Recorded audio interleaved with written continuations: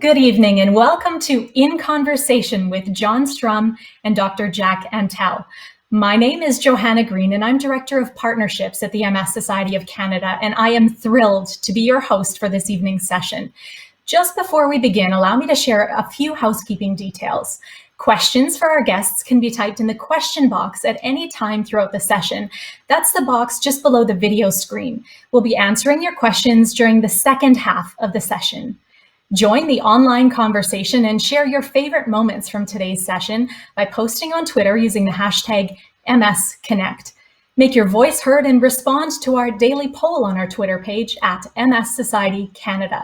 This session is being recorded and will be shared at msconnect.ca in the coming days. Now, I am pleased to have the honor of introducing our guests this evening, who are both individuals that are dedicated to supporting the MS community. The first guest I'd like to introduce is Jon Strum. Jon is the host of Real Talk MS, a weekly podcast that delivers the news, views, interviews, and breakthroughs that people affected by MS need to hear. Since its debut in 2017, over 150 episodes of Real Talk MS have been downloaded more than 500,000 times by thousands of listeners in 92 countries around the world. Welcome, Jon Strum. Our second guest this evening is Dr. Jack Antel. Dr. Antel is a clinical neurologist who coordinates the multiple sclerosis research and treatment program at the Montreal Neurological Institute and was our wonderful keynote speaker on Monday. Welcome back, Dr. Antel. I will now turn things over to Jon to begin this evening's conversation. Well, thank you, Johanna. It's great to be with you this evening. And it's a real pleasure to be virtually sitting down with you for this chat, Dr. Antel. My pleasure. There are any number of different topics that I thought we might get into this evening. Maybe a good place to start is to ask you about the research that's caught your eye lately. Which MS research has you most excited? Well, I'm trying to answer that rather complex question, and I must thank you for giving me at least a little bit of advance warning. And as I was thinking about this, I think the research that is capturing my attention is the advances in being able to apply observations made at the basic science labs to the actual condition of multiple sclerosis and to people, and vice versa, how to take observations from MS itself and take it to the research lab. And to give you examples of this, as we're told that certain cells are mediating inflammation in the brain, that as we define what an MS lesion looks like, the advances in imaging, in MRI imaging, that suddenly can tell us exactly what's happening and we can follow the disease dynamically, will allow us to really understand whether we're on the right path. To be able to use samples of tissue from the human brain and even from people who have MS, and to be able to apply the new cutting-edge molecular techniques. So when we say cell X is doing such and such in an experimental situation, we know whether that's really going on in the MS brain, or if we say we have to make cells behave in a certain way, that can guide the research. So I think it's the interaction from human to the lab, guiding that work and then applying it back. And almost in every area of molecular biology, brain imaging, testing for markers in the blood, the advances of applying things directly to the person with disease, I think is what catches my eye. Well, since you mentioned some of the cutting edge advances being made today, I'm wondering, for instance, how you see artificial intelligence impacting diagnosing and or treating MS. Well, again, what a great question. And I wish I understood that field so I could really answer that for you. But the notion that, again, if we take as an example, looking at the brain by MRI, looking at the human brain, that when we look at it, we say, yes, MS is there. Yes, there's been injury, but can we really tell what is going to happen in a dynamic way? That goes beyond what the human eye has been able to tell so far. And by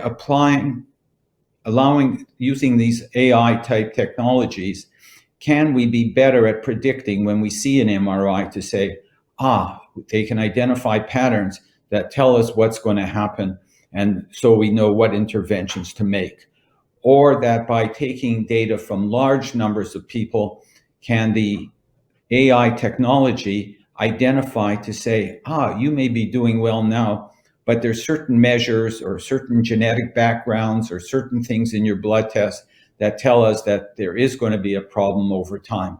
So I think as we harness this approach, it's just going to allow us to deal with these large amounts of observations that we can't do in any other way. You know, as you were just speaking, I was thinking a little bit about how we take all of that new information, that new data that we're able to get, and an awful lot, as you know, is being written right now about precision medicine. So I'm wondering how you see precision medicine impacting the way someone with MS may receive treatment in the future. Absolutely. And again, this is a two-way street, that as we understand what is very special or distinct about an individual, that will determine how we best intervene and what kind of therapies we can use. And it can't be that one treatment fits all. And I think that the MS community and people who are watching us tonight who are affected by MS or know people are very well aware that some therapies work better in one, some work better in others, some are less well tolerated. How do we best intervene? Are we over-treating some people and putting them at risk?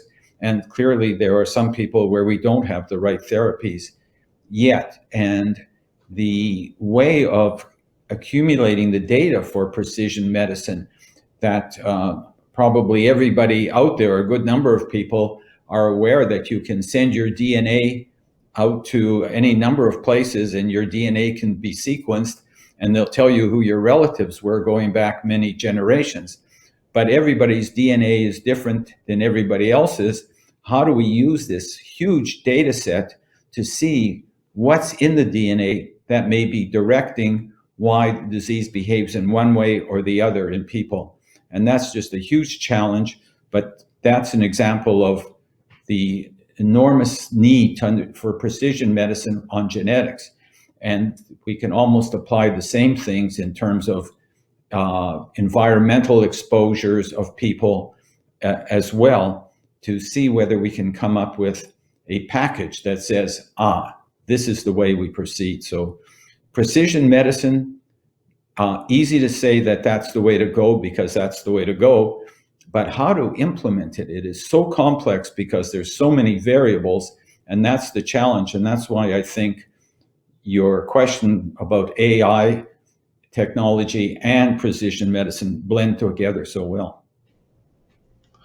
Well, you know, one small bit of silver lining that we might be able to take away from the COVID-19 pandemic is the near instant availability of telemedicine. And I'm wondering what you see as the role of telemedicine in treating people with MS going forward, post-pandemic. So we are, again, learning our way. Many of us probably haven't adjusted or are stressed in this telemedicine. I do my clinic 90% of my time still by telephone, not even by video, but by telephone. And I'd sure like to see people face to face, I must say.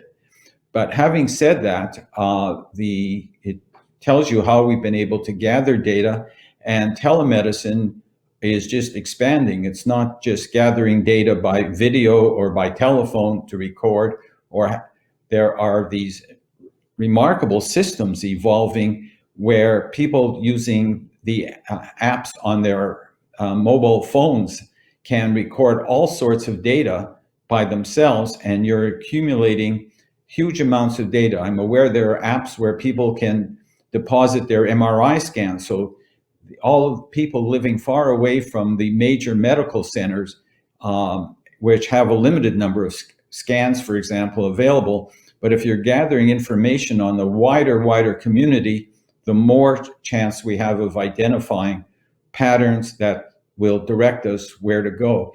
And the notion about even the apps that are coming now that can monitor how you carry out your daily activities, so we can see what determines your mobility, or if you undergo any kind of physiotherapy advice or occupational therapy input, that how do we monitor people in real time and really observe what is happening. So I think we're just at the beginning of this, as you call it, telemedicine, but the notion of monitoring people in their real setting, because people have to, that's where the action is, that's where you lead your life, and the quality of living, we've got to adjust so that people will carry it out in the real setting. Now, it is complicated. You have all sorts of issues related to confidentiality and keeping of data. We're going to have to deal with those issues, but the opportunities to gather these large data sets are expanding every day. I'm glad you mentioned physiotherapy, because we're seeing more and more study results demonstrating that quote unquote lifestyle choices that a person with MS makes can impact their well-being and in some cases even their disease course. I think that many people living with MS sort of wait for the next great medication to help them better manage their disease. But where do you see lifestyle choices fitting into an overall treatment plan? Well, that's very well said. And you may recall, and there may be people viewing us now that remember that the MS Society of Canada had a major symposium related to rehabilitation and dealing with issues of promoting wellness. And it was striking in terms of people presenting ways of, if we take of exercise and physical training, I won't even get into mental training, but physical training and how they could carry out activities.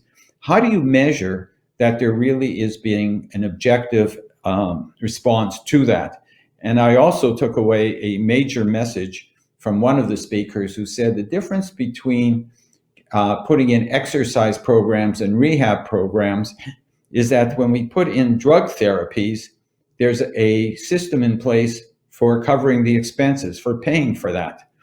The resources to have ongoing rehab and training and exercise and wellness approaches, where does one get the resources and how does that put that into place? And I'm not sure we've put as much effort yet into developing the optimal ways of doing this. It was also striking to me from that symposium where we had people from who deal with individuals who unfortunately have had strokes, that their experience in the stroke rehabilitation world is that putting in a number of hours per day was much more effective than 30 minutes every few days. And so what's the optimal way of training everyone so that they can function in the optimal way, and then if they need additional resources? So it's a huge challenge. One is very attracted to the notion, and there's even evidence now from the basic biologists about how training and exercise, the effects it has on plasticity of the brain. That's actually part of the MS Connect program. Our speakers are going to deal with that. So the one certainly is supportive of this move to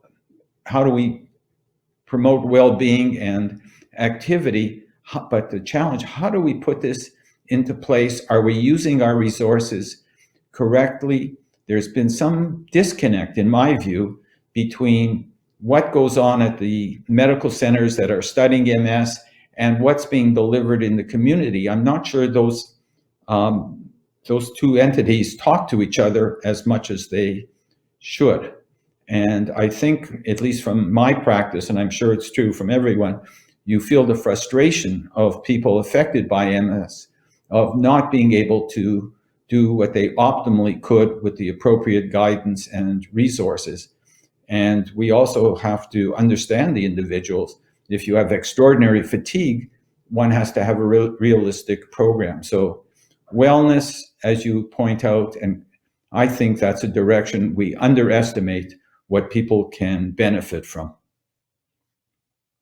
Well, I agree. And actually, I want to circle back with you to talk a little bit more about medical center versus what happens in the community. I think that's an important conversation. But while we're on this topic, let me ask you this. Are neurologists the ones who should be talking with their MS patients about lifestyle choices? So that's again, you're getting at very important issues. Who delivers this kind of advice and who are experts on it? I've been involved with multidisciplinary clinics for a very long time, and it's been of interest to me that in many of the clinics, if you said, who is delivering the best advice about the life choices and the activities, it's amazing to me how it's dependent on the individuals involved. In my earliest clinic, and some of people know that I started my career at the University of Chicago, our clinic, everybody identified the occupational therapist as being the head of the clinic and the one who called the shots because of her capacity to interact both with us and with the patient. So I think that there are some clinics and some centers that have done better of providing this, but it's also a great difficulty.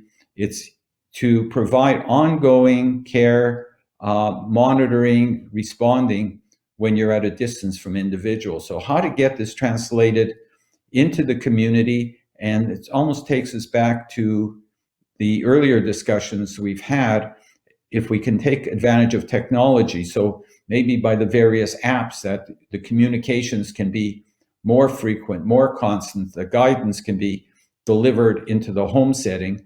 I think we're going to have to do that because it's not, obviously MS is not going to be as simple as giving somebody a pill or an injection and making the disease go away. There's been mounting evidence about the benefit of exercise, as you pointed out, even down to the cell biologists who are finding upside to exercise for people living with MS. So are we at a point where exercise should be prescribed to people living with MS? So I think I have to be a little bit cautious in how we're answering that. I think we should make sure that we don't say, do exercise, follow a diet, and don't partake in other therapies, particularly the pharmacologic therapies that have gone forward.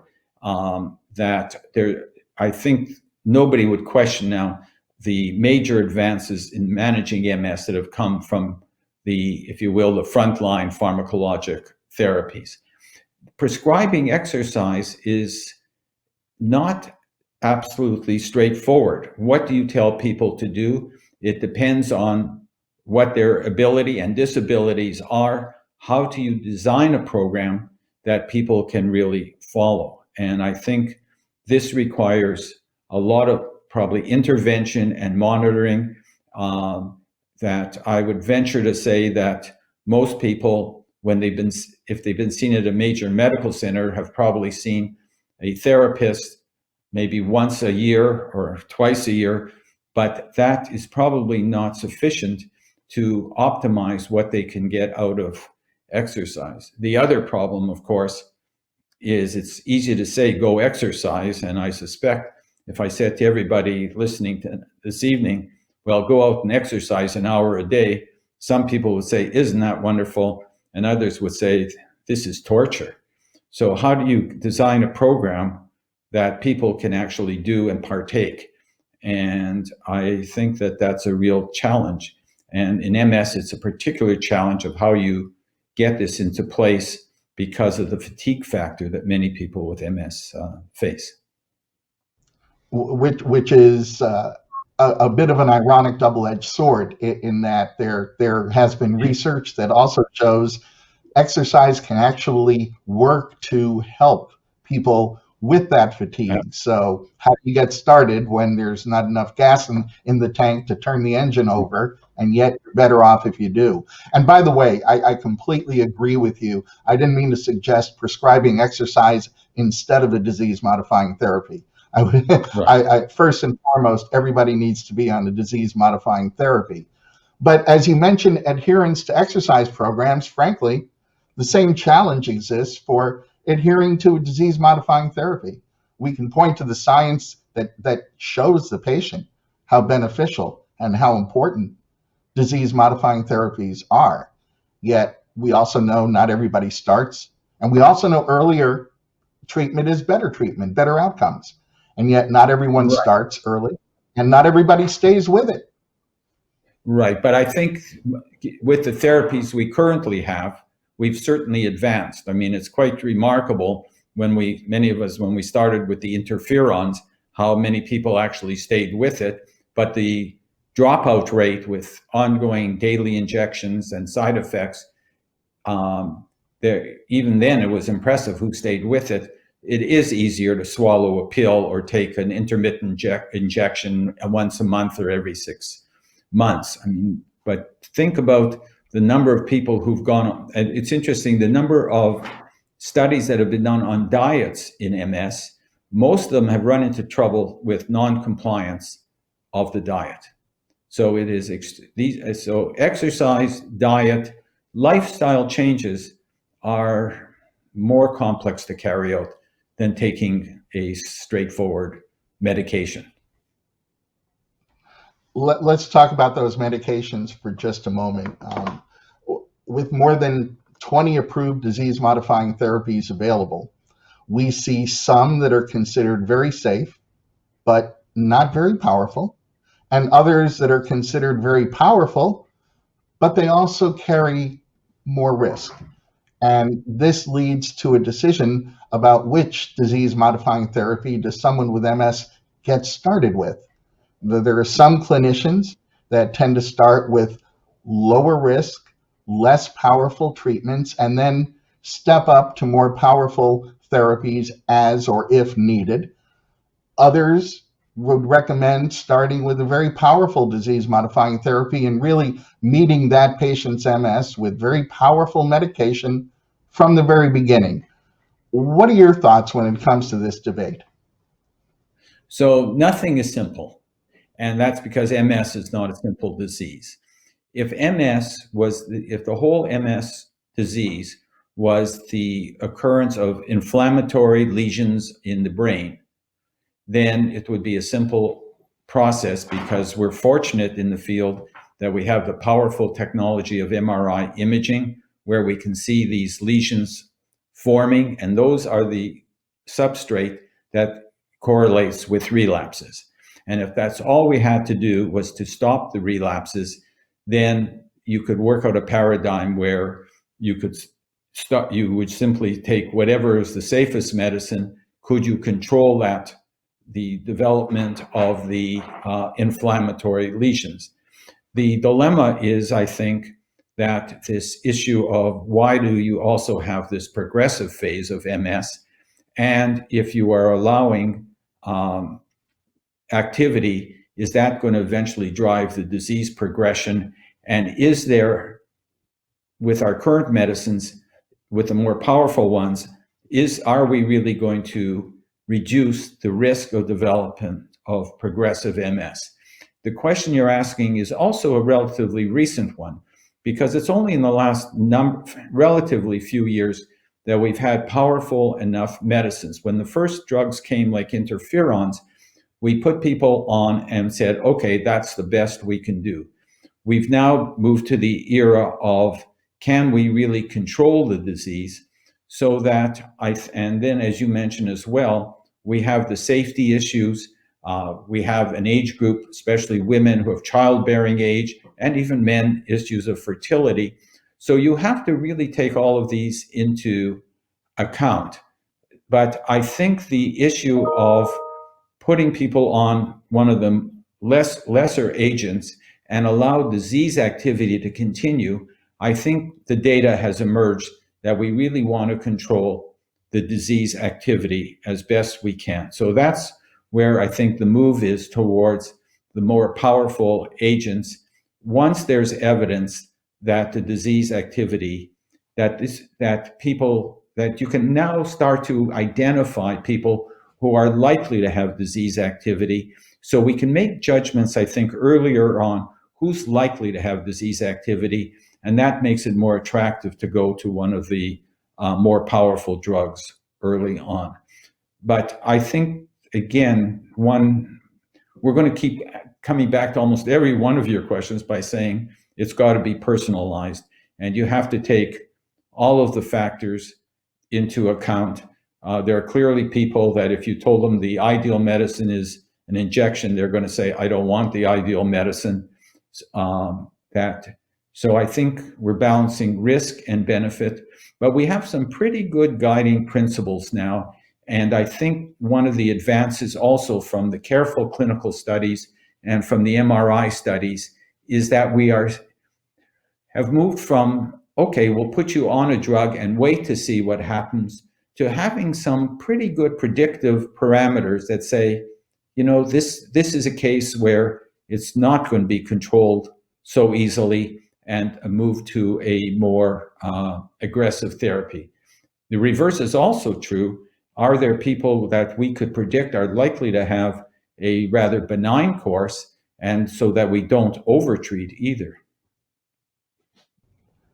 I always encourage my listeners to share their thoughts with me, and they aren't the least bit shy about doing so. And when I look at the email, and tweets, and texts that I receive, some hot topics begin to emerge. So I'd like to talk about some of those. And one topic that a number of people living with MS tend to talk about is stem cell therapy. That's a broad term that can actually mean a variety of different therapies, which really only contributes to the confusion among people affected by MS even more.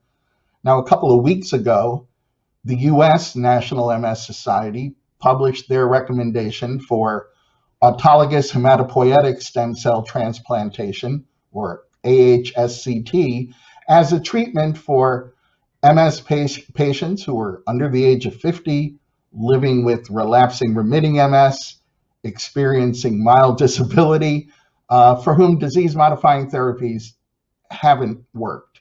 Looking forward, what do you see as the potential for stem cell therapy? Right.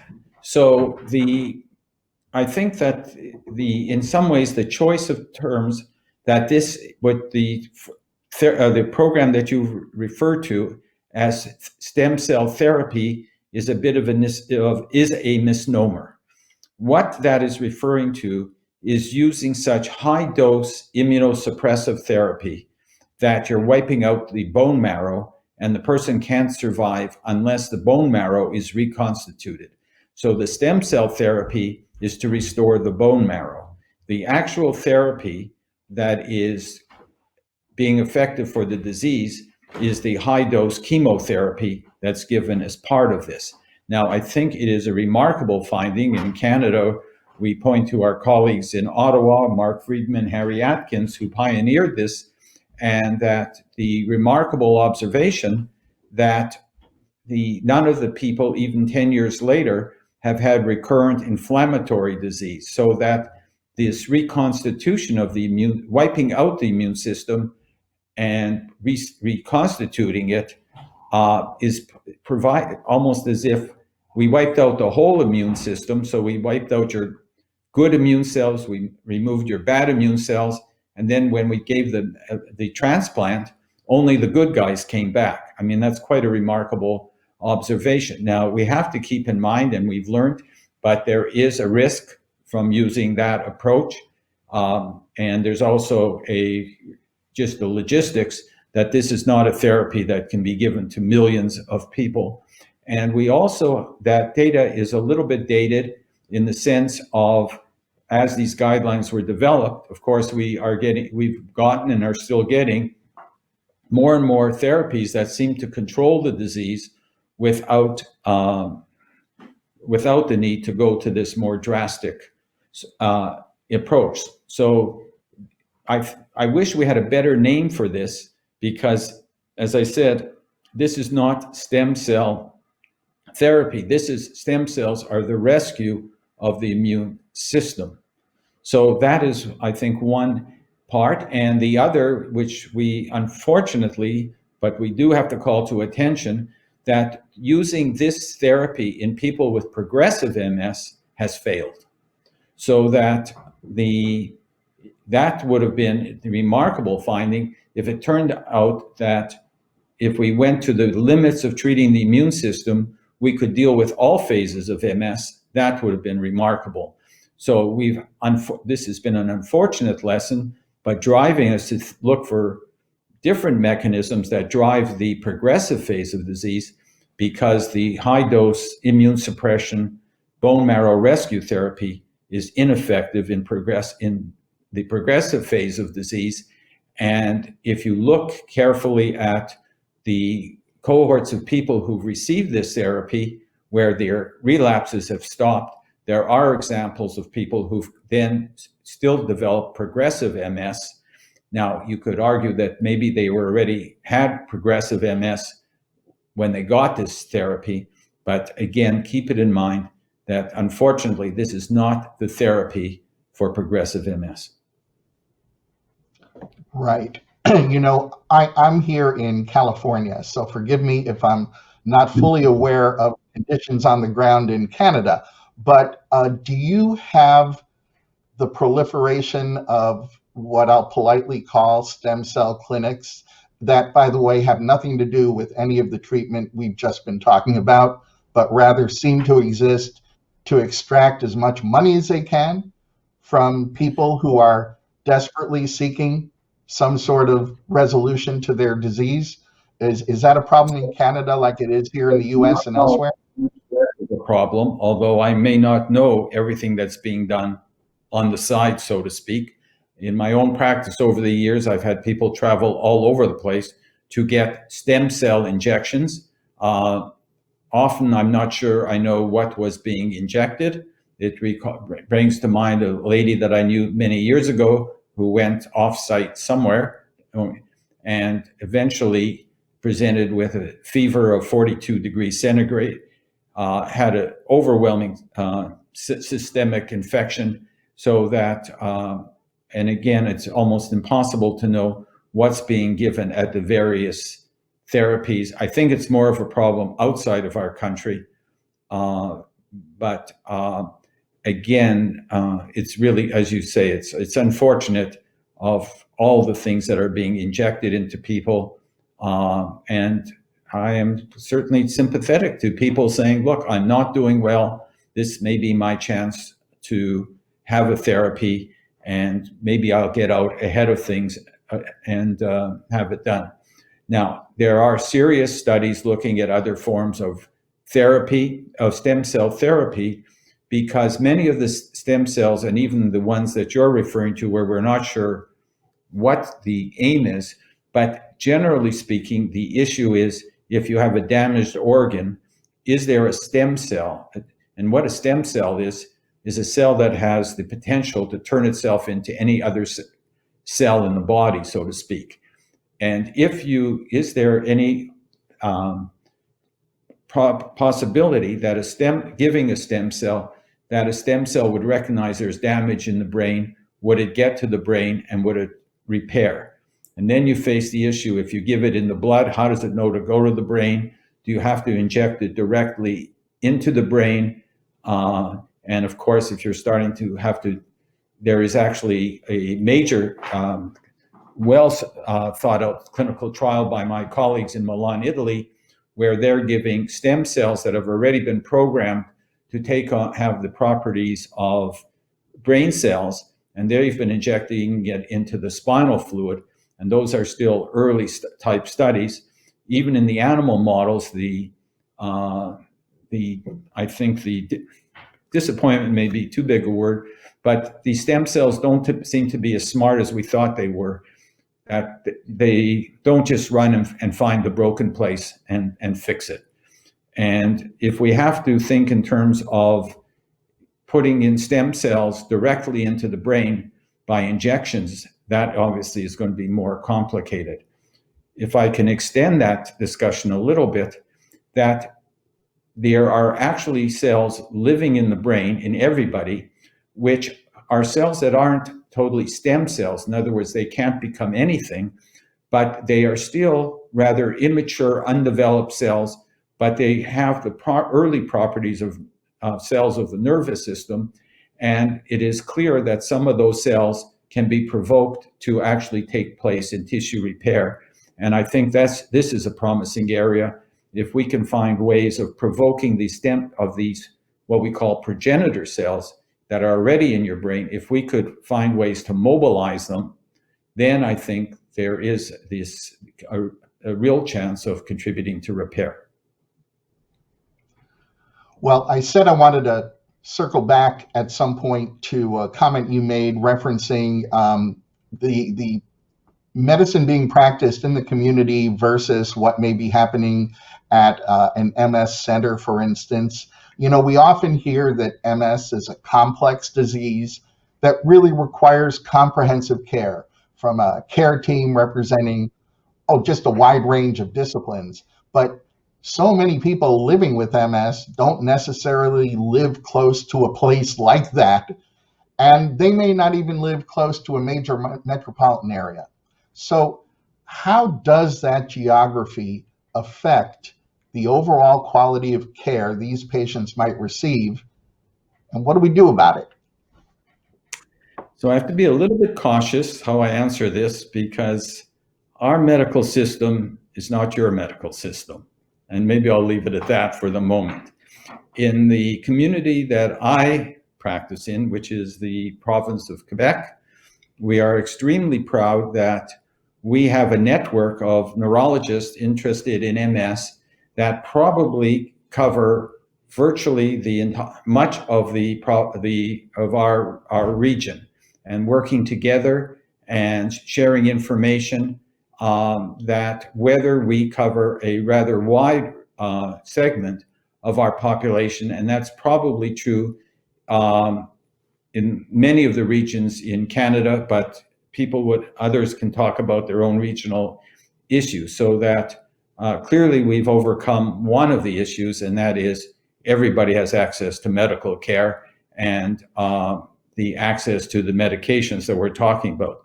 Having said that, there clearly are communities where people are not going to be able to travel large distances. We still have problems in our country with access to medical care, which seems to be an unusual situation given how many people would like to be in the medical field.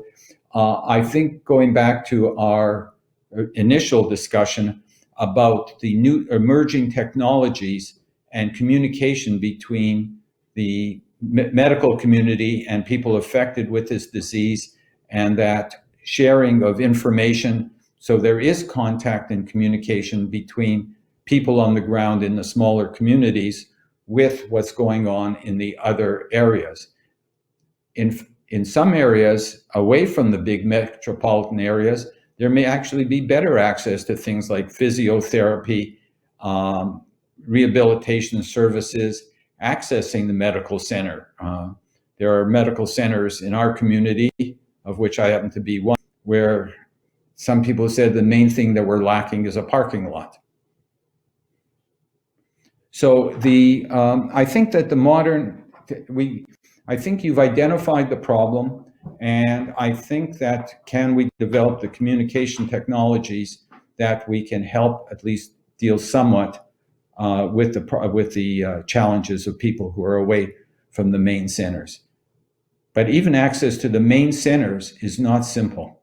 Dealing with and I think that's true in other countries as well as the medical system is bizarre and complex, and we have to do better at making it easy to navigate through. Well, I think Johanna has some questions that she's lining up for us. So Johanna, why don't I throw it back to you to handle some questions? for just a fascinating conversation. As you said, we now shift to questions from our audience for either Jon or Dr. Antel, and a reminder that you can type those questions in the question box just below the video box, so that's separate from the chat box. Okay, it looks like I've got one on my screen. Are we any closer to understanding why MS occurs? The million-dollar question, right? So we don't know precisely what triggers it. But we know a fair amount about. We know some things that can help answer that question.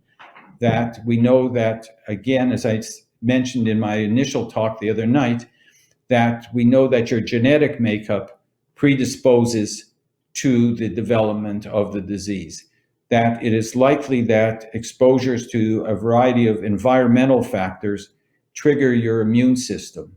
I think one of the reasons that we're having difficulty sorting this out is because both the environment and the genetics are complicated. So if some of you who heard me speak the other night, I mentioned animal models of MS, where if you inject a mouse with material from the brain, the mouse will get an inflammatory disease that looks somewhat like multiple sclerosis. So the immune system coming into the brain. Well, what I didn't tell you is if those experiments are done in very specific strains of mice who've been raised under very strict laboratory conditions. And if you take a specific strain of mouse and raised under a specific condition, and you inject 100 mice, almost all of them will get sick. If you go out and catch 100 mice out in the field and inject them in exactly the same way, you'll be lucky if 1 out of the 100 mice gets sick. And that's maybe why the issue of what triggers MS and is so complex, because we're dealing with an outbred population living in a mixed environment. So the same stimulus that could trigger something in one person will not trigger it in another. And that all these variations determine whether at any one moment you're susceptible or not. So the best thinking still at the moment is that there is, at a specific moment in time, your immune system was triggered in a unfortunate way, so that some of the components that should be fighting off something in the environment are redirected to recognizing something in the brain. Now, how do you prove that? That is a bit more difficult, but I would suggest to you that the experience with controlling the disease by blocking the immune system in one way or another is pretty strong evidence that that's the mechanism.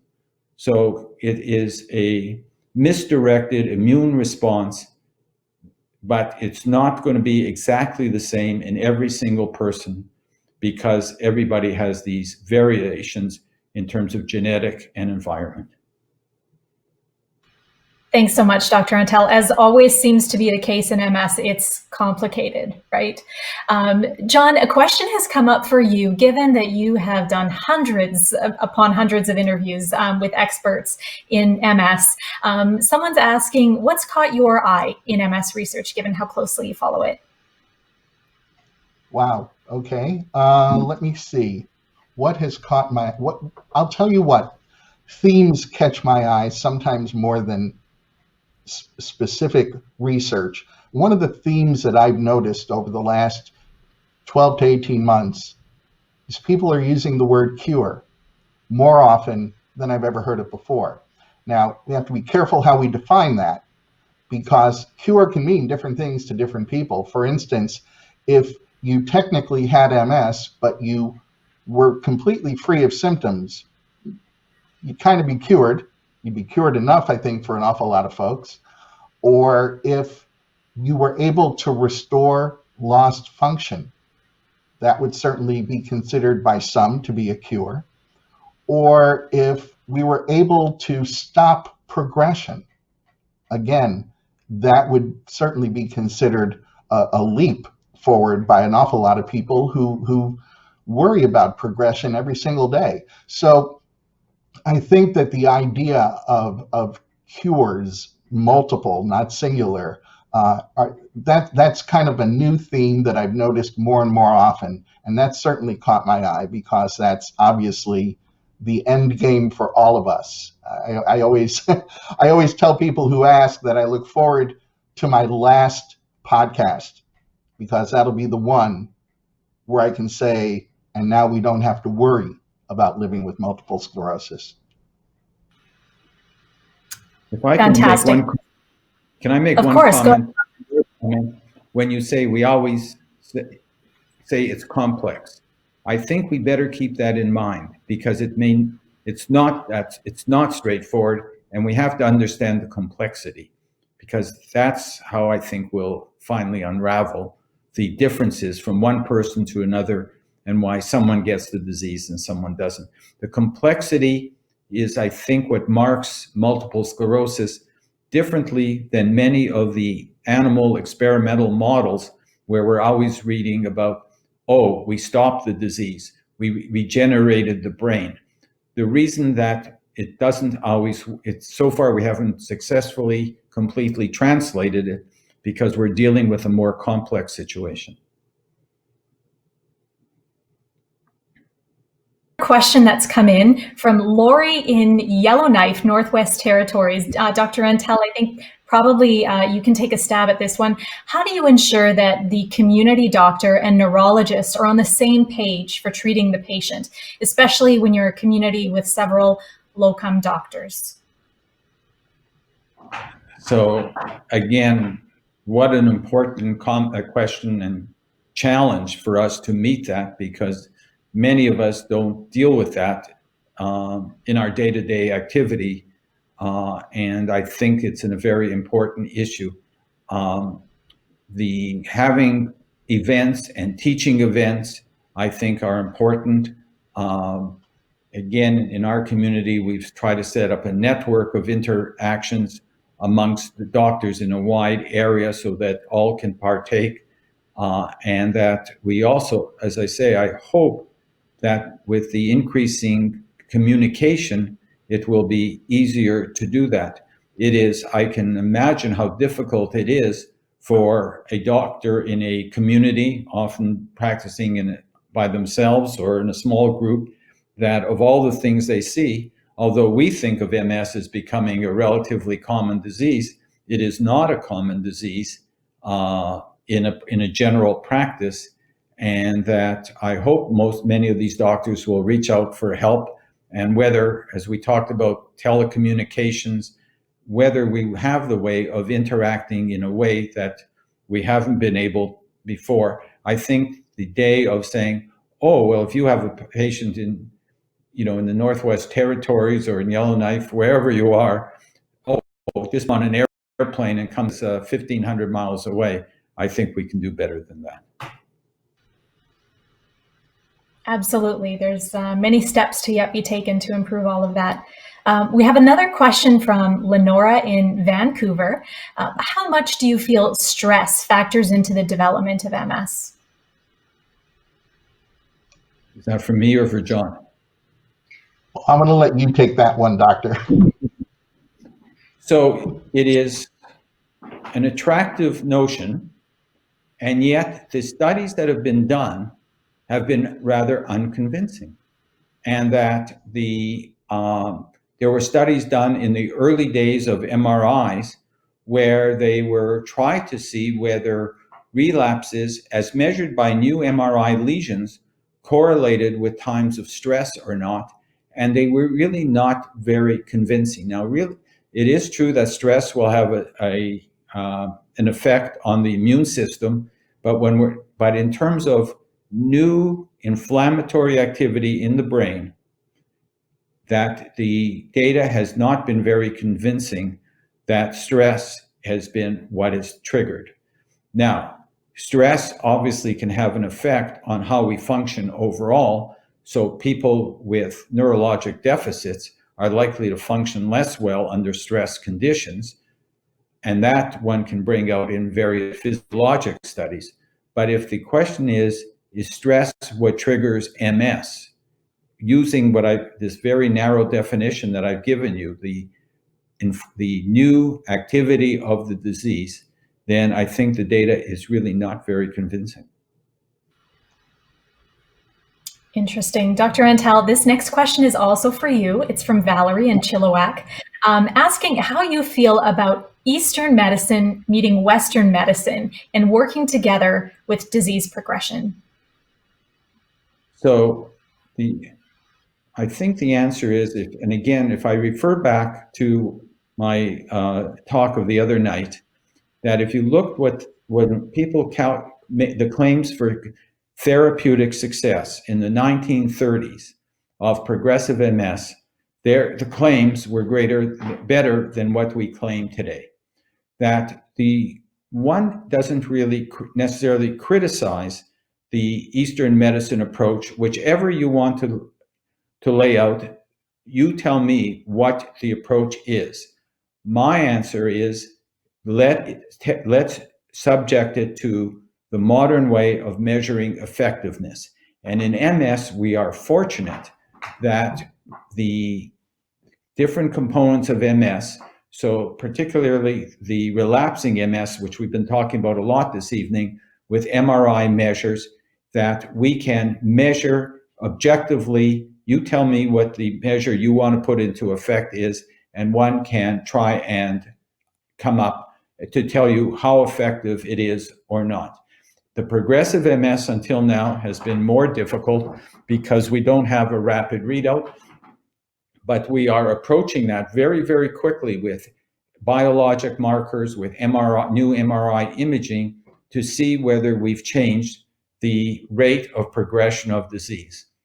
If you say that you have a therapy that makes people function better, we can measure that as well. So I think that we should be open to whatever suggestions that come forward, and we shouldn't dismiss out of hand unless there's a clear toxicity.